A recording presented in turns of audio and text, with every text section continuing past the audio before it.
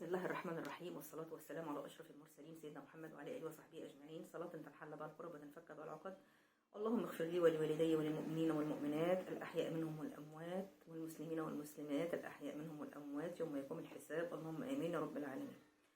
جات لي رسالة من واحدة قالت لي أنا حلمت بالمقص. عارفين المقص اللي احنا بنقص بيه القماش دوت أو بنقص بيه السمك.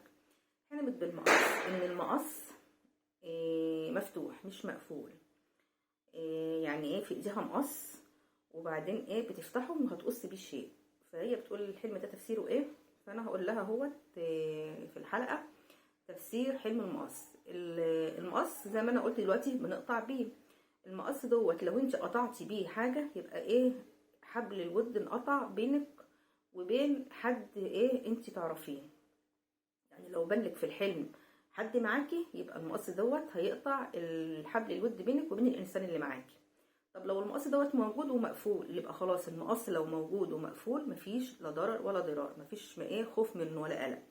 المقص اتفتح، مادام المقص اتفتح يبقى فيه اقاويل وفيه حاجات مش كويسه بتتقال وفيه مشاكل، وربنا ان شاء الله ينجيكي منها.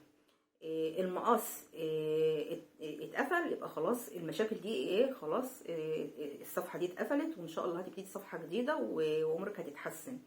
لكن المقص قطعنا بيه يبقى المقص ده قطعتي بيه يعني وهيحصل تفرقه. لو انت في مشاكل بينك وبين زوجك، بينك وبين اهلك، بينك وبين اهل زوجك، المشاكل دي هتتقطع حبل الود ما بينكم، يعني هيبقى في قطيعه شويه.